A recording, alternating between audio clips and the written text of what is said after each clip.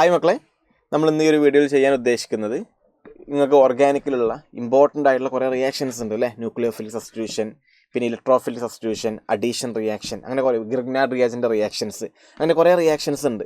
അപ്പം ആ എല്ലാ റിയാക്ഷൻസും ഉൾപ്പെടുത്തിയിട്ടുള്ളൊരു ക്വസ്റ്റ്യനാണ് നമ്മൾ ചെയ്യാൻ പോകുന്നത്. ഇതിൻ്റെ ഗുണം എന്താണെന്ന് വെച്ചാൽ നിങ്ങൾക്ക് ഇത് വലിയ ടഫായിട്ടുള്ള ക്വസ്റ്റ്യൻസ് ഒന്നുമില്ല, എല്ലാം എളുപ്പമുള്ള കാര്യങ്ങളൊക്കെ തന്നെയാണ്. പക്ഷേ ഇതിൻ്റെ ഗുണം എന്താണെന്ന് വെച്ചാൽ നിങ്ങൾ എക്സാമിൻ്റെ തലേന്നോ അല്ലെങ്കിൽ എക്സാമിന് 2-3 ദിവസം മുന്നേ നിങ്ങൾ ഈ ഒരു ക്വസ്റ്റ്യനിലൂടെ കടന്നു പോയാൽ ഏകദേശം നിങ്ങൾക്ക് പഠിക്കാനുള്ള ഏറ്റവും ഇമ്പോർട്ടൻ്റ് ആയിട്ടുള്ള റിയാക്ഷൻസ് ഒന്ന് പെട്ടെന്ന് റിവിഷൻ ചെയ്ത് പോകാം. ഓക്കെ, ലാസ്റ്റ് നമുക്ക് വേണ്ട കാര്യം അതാ, അല്ലാണ്ട് വലിയ ക്വസ്റ്റ്യൻസ് എടുത്ത് ചെയ്യാമെന്നല്ല ലാസ്റ്റിലോട്ട് ചെയ്യേണ്ടത്. ലാസ്റ്റിൽ നിങ്ങൾ ചെയ്യേണ്ടത് എന്താ, പഠിച്ച കാര്യം വീണ്ടും പഠിക്കുക. ബേസിക് ആയിട്ടുള്ള കാര്യങ്ങൾ പോലും എന്ത് ചെയ്യുക, ഓർത്തെടുത്ത് പോകാമെന്ന്. അപ്പോൾ അതിന് നിങ്ങൾക്ക് വളരെ ഹെൽപ്ഫുൾ ആയിരിക്കും ഈ ഒരു ടൈപ്പ് ക്വസ്റ്റ്യൻ. അതുകൊണ്ടാണ് ഇന്ന് നമ്മൾ ഈ ഒരു ക്വസ്റ്റ്യൻ എടുത്ത് ചെയ്യുന്നത് കേട്ടോ. നമുക്ക് നോക്കാം. ക്വസ്റ്റ്യൻ ഞാനിവിടെ വായിക്കാം. എൻ്റെ അടുത്ത് സ്റ്റാർട്ടിങ് മെറ്റീരിയൽ ആരാ മക്കളെ? മീത്തേൻ ആണ് നമ്മുടെ സ്റ്റാർട്ടിങ് മെറ്റീരിയൽ. അങ്ങോട്ട് ഞാൻ കുറേ റിയേജൻ്റൊക്കെ ആഡ് ചെയ്തപ്പോൾ എനിക്ക് എ കിട്ടി, പിന്നെ NaI ആഡ് ചെയ്തപ്പം ബി കിട്ടി, പിന്നെ KCN ആഡ് ചെയ്തപ്പം സി കിട്ടി.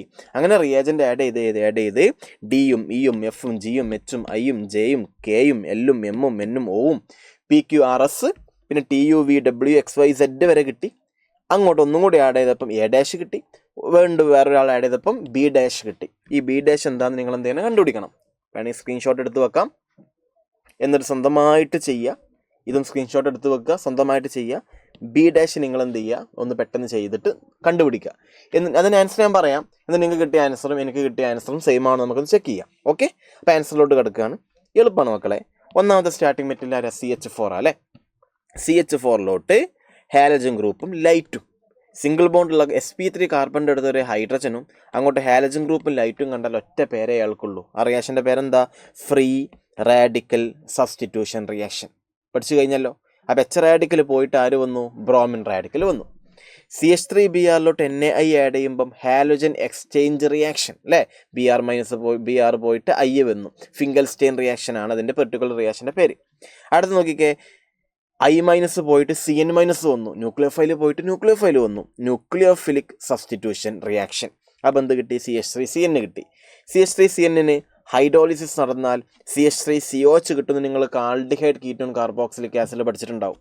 ഓക്കെ, ഇനി RCOHലോട്ട് NaOHും CaOയും ആഡ് ചെയ്യുമ്പം സോഡ ലൈം ഡീകാർബോക്സിലേഷൻ നടന്നിട്ട് RCOH RH ആയിട്ട് മാറുന്ന നിങ്ങൾ ഹൈഡ്രോ കാർബൺ പഠിച്ചിട്ടുണ്ടാവും. വീണ്ടും ഈ സെയിം റിയാക്ഷനാണ് ഇവിടെ മുകളിൽ എഴുതിയ ഏകദേശം ഈ സെയിം ടൈപ്പ് റിയാക്ഷനാണ് ഫ്രീ റാഡിക്കൽ സബ്സ്റ്റിറ്റ്യൂഷൻ റിയാക്ഷൻ. അതായത് H റാഡിക്കൽ പോയിട്ട് I റാഡിക്കൽ വന്നു. അടുത്തത് എന്താ, നിങ്ങൾ ഹാലോ ആൽക്കൻസിൽ പഠിച്ചിട്ടുള്ള ഗ്രിഗ്നാർഡ് റിയാജൻ്റെ പ്രിപ്പറേഷനാണ്.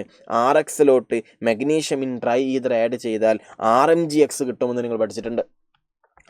RMgX ഫോർമാൽഡിഹൈഡിലോട്ട് ആഡ് ചെയ്തതിന് ശേഷം വാട്ടറും കൂടി നിങ്ങൾ ആഡ് ചെയ്താൽ പ്രൈമറി ആൽക്കഹോൾ കിട്ടുമെന്ന് നിങ്ങൾ ആൽക്കഹോൾ ഫിനോൾ ഈതർ എന്നുള്ള ചാപ്റ്റർ പഠിച്ചിട്ടുണ്ടാകും. ഇത് ഈ റിയാക്ഷൻ്റെ പേരെന്താ? കാർബണൈൽ കോമ്പൗണ്ടുമായിട്ടുള്ള റിയാക്ഷൻ്റെ പേരെന്താ? പെട്ടെന്ന് പറ. ന്യൂക്ലിയോഫിലിക് അഡീഷൻ റിയാക്ഷൻ അല്ലേ? ആണ് ന്യൂക്ലിയോഫിലിക് അഡീഷൻ റിയാക്ഷനാ. ബോണ്ട് ഇങ്ങോട്ട് പൊട്ടുന്നു, C+ കിട്ടുന്നു. C+ലോട്ട് ഇവിടുത്തെ R- വരുന്നു.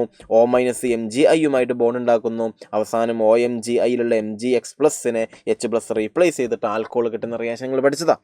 വീണ്ടും നിങ്ങൾ ആൽക്കഹോൾ ഫിനോൾ ഈതർ എന്നുള്ള ചാപ്റ്ററിൽ ലൂക്കാസ് ടെസ്റ്റ് പഠിച്ചതല്ലേ. OH- പോകുന്നു, Cl- വരുന്നു. ഹാലോ ആൽക്കീൻസിൽ നിങ്ങൾ ഡീഹൈഡ്രോ ഹാലോജനേഷൻ പഠിച്ചതല്ലേ, എലിമിനേഷൻ പഠിച്ചതല്ലേ. ആൽഫ കാർബൺ Cl പോകുന്നു, ബീറ്റ കാർബൺ H പോകുന്നു, ഡബിൾ ബോണ്ട് കൊടുക്കുന്നു. ആൽക്കഹോളിക് OH ആഡ് ചെയ്യുമ്പോൾ പഠിച്ചതല്ലേ? ആണ്.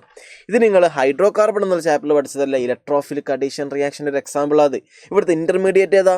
സൈക്ലോ ഹാലോണിയം അയോൺ ഇൻ്റർമീഡിയറ്റാ. അൺസാച്ചുറേഷൻ ടെസ്റ്റാ. പഠിച്ചിട്ടുണ്ടാകും കാര്യങ്ങളൊക്കെ അല്ലേ. അത് ആൽക്കീനും ആൽക്കൈനും റിയാക്ഷൻ തരുള്ളൂ, ആൽക്കെയിൻ റിയാക്ഷൻ തരൂല എന്നൊക്കെ നിങ്ങൾ പഠിച്ചതല്ലേ? ആണ്. സിമ്പിളായിട്ട് പറയുകയാണെങ്കിൽ ഡബിൾ ബോണ്ട് പൊട്ടി സിംഗിൾ ബോണ്ട് ആവും, എന്നിട്ട് 2 ബ്രോമിൻ വരും. ഇത് ഏത് ചാപ്റ്ററിൽ? ഹൈഡ്രോ കാർബണിൽ പഠിച്ചതാണ്. ഇത് നിങ്ങൾ നോക്കിക്കേ, 2 പ്രാവശ്യം എലിമിനേഷൻ നടക്കുക. നിങ്ങൾ ഹൈഡ്രോ കാർബൺ പഠിച്ചിട്ടുണ്ട്. അതായത് വിസിനൽ ഡൈബ്രോമൈഡിന് 2 പ്രാവശ്യം, ഒരു പ്രാവശ്യം എലിമിനേഷൻ നടന്നാൽ ആൽക്കീനാ കിട്ടുക. ഒന്നുകൂടി നടന്നാലും ആൽക്കീൻ എന്തായിട്ട് മാറും? ആൽക്കൈനായിട്ട് മാറും അല്ലേ. Br പോയി, H പോയി, ഡബിൾ ബോണ്ട് കൊടുത്തു. വീണ്ടും Br പോയി, ഇവിടുത്തെ H പോയി, ഒരു ബോണ്ടും കൂടിയും കൊടുത്തു. അപ്പോൾ ആര് കിട്ടി? ആൽക്കൈന് കിട്ടി, ഈത്തൈൻ കിട്ടി. ഈത്തൈൻ്റെ അടുത്തോട്ട് ഡൈല്യൂട്ട് H2SO4 HgSO4 ഒക്കെ ആഡ് ചെയ്തിട്ട് അറിയാം നിങ്ങൾക്ക് ഹൈഡ്രേഷൻ ഓഫ് ആൽക്കൈൻ ബോണ്ട് എങ്ങോട്ട് പൊട്ടിയാലും പ്രശ്നമില്ല, സിമെട്രിക്. തൽക്കാലം ബോണ്ട് ഇങ്ങോട്ട് പൊട്ടി, പ്ലസ്സിലോട്ട് ആര് വന്നു, OH മൈനസ് വന്നു, ഈ ഒരു സിസ്റ്റം കിട്ടി അല്ലേ. Double bond ene OH ol enol എന്ത് നടക്കും, ഓട്ടോമറൈസേഷൻ സംഭവിച്ചാൽ എനിക്ക് ഇവിടെ എന്താ കിട്ടുക, ഈ ഒരു ആൽഡിഹൈഡ് കിട്ടൂലേ, കിട്ടും, പഠിച്ചതാ. ഈ ആൽഡിഹൈഡിൻ്റെ അടുത്തോട്ട് ഗ്രിഗ്നാർഡ് റിയാജൻ്റ് ആഡ് ചെയ്യുന്നു. വീണ്ടും നമ്മൾ പറഞ്ഞ ഏത് റിയാക്ഷനാ, ന്യൂക്ലിയോഫിലിക് അഡീഷൻ റിയാക്ഷൻ അല്ലേ. ബോണ്ട് ഇങ്ങോട്ട് പൊട്ടുന്നു, C+ലോട്ട് R മൈനസ് വരുന്നു, O മൈനസ് MgXുമായിട്ട് ബോണ്ട് ഉണ്ടാക്കുന്നു. വാട്ടർ ആഡ് ചെയ്യുമ്പം OMgX OH ആയിട്ട് മാറുന്നു. ഇങ്ങനത്തെ ഒരാൾ കിട്ടും. നിങ്ങളിത് പഠിച്ചതല്ലേ മക്കളെ, ഡാർസൻസ് പ്രോസസ് പഠിച്ചതല്ലേ. ROHലോട്ട് SOCl ആഡ് ചെയ്യുന്നത് മോസ്റ്റ് പ്രിഫേർഡ് മെത്തേഡാണ്. കിട്ടുന്ന ബൈ പ്രോഡക്റ്റ് HClഉം SO2 ആണ്, ഗ്യാസ് ആണ് പോകുന്നൊക്കെ പഠിച്ച റിയാക്ഷൻ അല്ലേ. അപ്പോൾ ROH RCl ആക്കി മാറ്റുന്ന റിയാക്ഷനാണ് ഇത്. നിങ്ങൾ ഹാലോ ആൽക്കീൻസ് എന്നുള്ള ചാപ്റ്റർ പഠിച്ചതല്ലേ. അതായത് RXലുള്ള X- പോയിട്ട് ലിഥിയം അലുമിനിയം ഹൈഡ്രൈഡിലുള്ള H- വരുന്ന റിയാക്ഷനടാ. X- പോവുക, H- വരിക. ന്യൂക്ലിയോഫിലിക് സബ്സ്റ്റിറ്റ്യൂഷൻ റിയാക്ഷൻ നിങ്ങൾ പഠിക്കാനുള്ള റിയാക്ഷനാണ് അത്. Cl പോയിട്ട് Cl- പോയിട്ട് H- വരുന്നത് കേട്ടോ. കാരണം ലിഥിയം അലൂമിനിയം ഹൈഡ്രൈഡിൻ്റെ ഉള്ളിൽ H- ആണുള്ളത്. ഓക്കെ, ഇത് നിങ്ങൾ പഠിച്ചത് ഓർമ്മ ഉണ്ടാവും. നിങ്ങൾ ആൽഡിഹൈഡ് കീറ്റോൺ കാർബോക്സിലിക് ആസിഡിലൊക്കെ വരുന്നുണ്ട് അല്ലേ. അതായത് സൈഡ് ചെയിൻ ഓക്സിഡേഷൻ, ബെൻസീൻ റിങ്ങുമായിട്ട് അറ്റാച്ച് ചെയ്ത ഈ കാർബണിൻ്റെ അടുത്ത് ഒരെച്ചെങ്കിലും ഉണ്ടെങ്കിൽ പിന്നെ അവിടെ എത്ര കാർബണും ആയിക്കോട്ടെ KMnO4 ആഡ് ചെയ്താൽ നിങ്ങൾക്ക് ബെൻസോയിക് ആസിഡേ കിട്ടുള്ളൂ. അടുത്ത റിയാക്ഷൻ എന്താ, സോഡ ലൈം ഡീകാർബോക്സിലേഷൻ അല്ലേ. RCOH, ഇതാണ് RCOH എന്തായിട്ട് മാറും, RH ആയിട്ട് മാറും, ബെൻസീൻ കിട്ടി.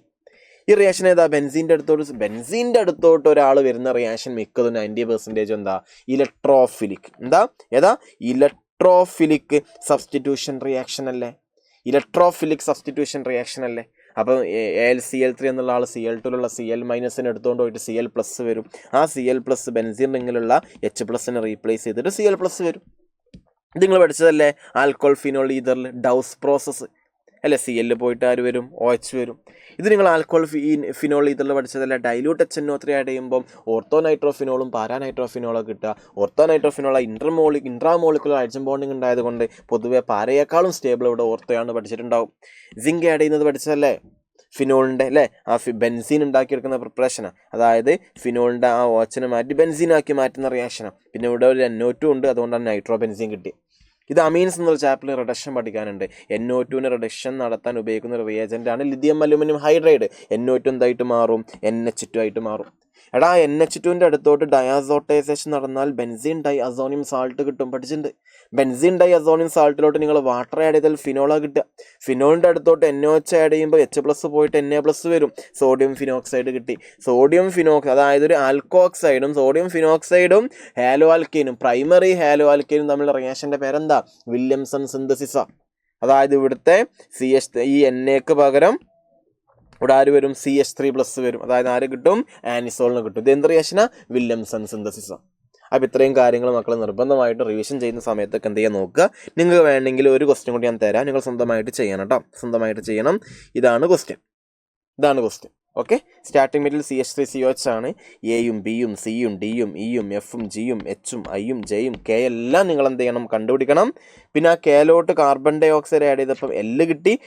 Lലോട്ട് എന്ത് നടന്നു, എസ്റ്ററിഫിക്കേഷൻ ആയിരിക്കും ഇതല്ലേ മിക്കവാറും, അല്ല നിങ്ങൾ പഠിച്ചിട്ടുണ്ട്. അപ്പോൾ N കിട്ടി.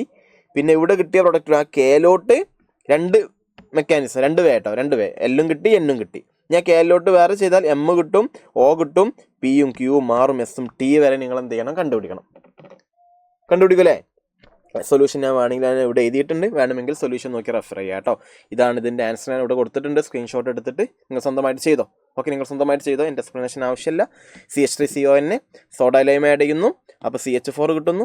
ഫ്രീ റാഡിക്കൽ സബ്സ്റ്റിറ്റ്യൂഷൻ ആണ്. ഇതങ്ങ് ചെയ്ത് Fഉം Gയും Hഉം പിന്നെ റെഡ് ഹോട്ട് അയോണൊക്കെ ആഡ് ചെയ്യുമ്പം എന്തായിരിക്കും, ആൽക്കൈൻ എന്തായിട്ടാണ് മാറുക, ബെൻസീനായിട്ട് മാറും. അങ്ങനെ ഇതിൽ ഞാൻ കുറേ കൊടുത്തിട്ടുണ്ട്. അതാണ് K. ആ Kൻ്റെ അടുത്തോട്ട് എസ്റ്ററിഫിക്കേഷൻ, അതായത് CO2 ആഡ് ചെയ്യുന്ന റിയാക്ഷൻ എന്താ, കോൽബ് റിയാക്ഷൻ അല്ലേ, പഠിച്ചതല്ലേ. റൈമട്ടൈമാനും കോൽബും. ഫിനോൾ എന്തായിട്ട് മാറും, സാലിസിലിക് ആസിഡ് ആയിട്ട് മാറും. സാലിസിലിക് ആസിഡിന് എസ്റ്ററിഫിക്കേഷൻ നടത്തുന്നു, ആസ്പിരിൻ എന്നുള്ള കോമ്പൗണ്ട് കിട്ടുന്നു.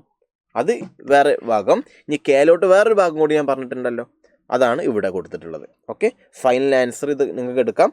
ഫൈനൽ ആൻസർ ഇതായിട്ടാണ് വരിക. ഇതാണ് ഫൈനൽ ആൻസർ ആയിട്ട് വരിക.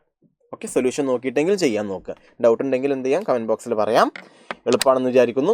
അപ്പം ഈ 2 ക്വസ്റ്റ്യൻ പ്രാക്ടീസ് ചെയ്താലുള്ള ഗുണം എന്താ, നിങ്ങൾക്ക് റിവിഷൻ ചെയ്യുന്ന സമയത്ത് ഒരു 10 മിനിറ്റ് കൊണ്ട് ഈ 2 ക്വസ്റ്റ്യൻ നോക്കുകയാണെങ്കിൽ വേറെ കുറേ റിയാക്ഷൻസ് നമ്മുടെ മനസ്സിലൂടെ അങ്ങ് കടന്നു പോകും.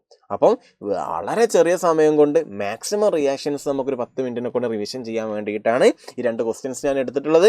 രണ്ടാമത്തെ ക്വസ്റ്റ്യൻ നിങ്ങൾ സ്വന്തമായിട്ട് നോക്കണം. അതിൻ്റെ സൊല്യൂഷനൊക്കെ ഇവിടെ ഉണ്ട്. നിങ്ങൾ സ്ക്രീൻഷോട്ട് എടുത്ത് വെച്ചിട്ട് സ്വന്തമായിട്ട് ചെയ്താൽ മതി. റിയാക്ഷൻസ് ഒരിക്കലും ടഫല്ല, പക്ഷേ പഠിക്കാനുള്ള എല്ലാ റിയാക്ഷൻസും ഏറെക്കുറെ എല്ലാം ഒന്നുമില്ല. ഇതിൽ ആഡുവൽ കണ്ടൻസേഷനും ക്യാൻസാരൊന്നുമില്ല. സെപ്പറേറ്റ് നിങ്ങൾക്ക് വേറെ തന്നെ വീഡിയോ ചെയ്തിട്ടുണ്ട്. നല്ലപോലെ പഠിക്കാം. മാക്സിമം പഠിച്ച കാര്യം റിവിഷൻ ചെയ്യാൻ വേണ്ടി സമയം ഉപയോഗിക്കുക. സ്വന്തമായിട്ട് പഠിക്കാനുള്ള സമയം കണ്ടെത്തുക. നല്ലപോലെ മാർക്ക് ഈ സമയത്ത് പഠിക്കുക. എക്സാം നല്ല ഫോക്കസ് ചെയ്തിട്ട് എഴുതുക. എക്സാമിൽ വരുത്തുന്ന മിസ്റ്റേക്സ് എല്ലാം കറക്റ്റ് ചെയ്യുക. ലാസ്റ്റ് എക്സാം പെർഫെക്റ്റ് ആയിട്ട് എഴുതുക. Bye bye.